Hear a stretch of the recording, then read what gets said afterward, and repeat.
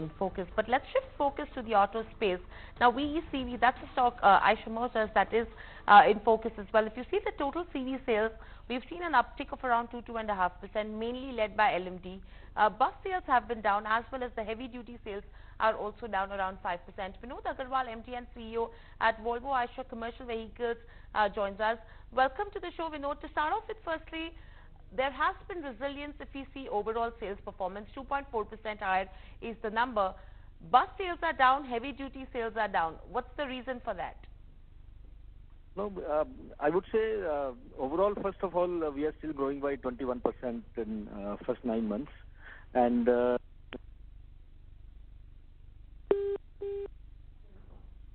I think we've just lost the line with Vinod. We will try reconnecting back with him as well. The stock today also continues to trade under pressure, but the main pressure is coming in with regards to where Royal Enfield sales go, which has been putting pressure because VECV is the only savior that has come in with regards to where Eicher Motors is concerned. To take you through the other numbers as well, if you see in terms of our LMD sales go, we've seen a growth of around 8.5% that has come in on that front. And with that, if you go to see with regards to where bus sales is concerned, that is down around 8.6%. Heavy duty sales are also down around 4.8%. Now, there was an indication that we did get during the last 1 to 2 months, wherein there was an expected slowdown that could come in with regards to where CV sales go, on the back of which the discounting trends were expected to increase.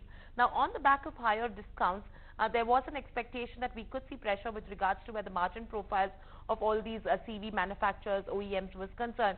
Now, whether that is going to be a scenario with regards to discounts or not will be something that we will be watching out for. But we have Vinod back. Vinod, yes, you were just explaining to us that the first 9 months have seen growth. 21% is the kind of growth. But what has led to the slump in the month of December? if you look at the CV industry overall, last 2 months we have seen some stress in the industry. First of all, the November month, the industry had dropped, especially the heavy-duty trucks dropped by, the overall industry dropped by around 18%. And if you look at month of December, the heavy-duty trucks dropped by more than 25%. So this stress basically is coming because of 2 factors. One is this financing is under strain because the NBFCs especially, they are having some problems with respect to their borrowing, with respect to their lines of credits. And as a result of that, their capability to lend in the market has come down in last basically 2 months after this. There was crisis in the financing industry, starting with the ILFS. And of course, there has been some pressure has been off late, but then still NBFCs are still they are not come back to their normal financing levels. And as a result of the NBFCs remaining under stress, the used truck financing also has been impacted, which has in turn impacted the replacement market. And the second factor to impact the heavy-duty trucks was the axle loads.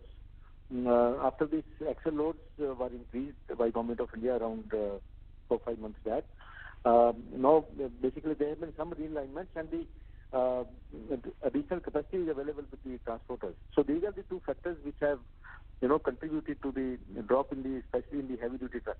But at the same time, I think there are quite a few positives which hold good for the future. If you look at the infrastructure investments, they are continuing very well. And as a result of that, even within the heavy-duty truck industry, the tipper, the construction trucks are growing very well. First 9 months, the growth is 57%. Even in the month of November and December, the industry has grown only. It has not dropped for the tipper trucks. The impact has come in the haulage trucks. And if you look at the 12 to 15 ton trucks, that also are growing very well based on the very good traction in the e-commerce as well as in the other parcel and courier segments or rural economy is continuing to do well. And that the current climate conditions are very good for a expected good crop in the coming season. So these are the positive factors, and then the crude oil. So Vinod, let me interrupt over here. Then, if you have to look at January, February, and March, the first 3 months of 2019, what is your expectation on that front? Are you expecting a revival, and do you think there will be stability that will come in on the back of the liquidity crunch that we have been facing, where then things will turn on the positive side?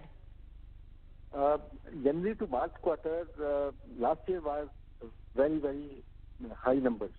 Last year, now the base is going to be very high because if you look at January to March of 2018, the heavy-duty truck market was 16 ton and above was 93,000, which is more than average of 31,000 per month. And if you look at December, the market size was 24,000 as against 32,000 last year, December 2017.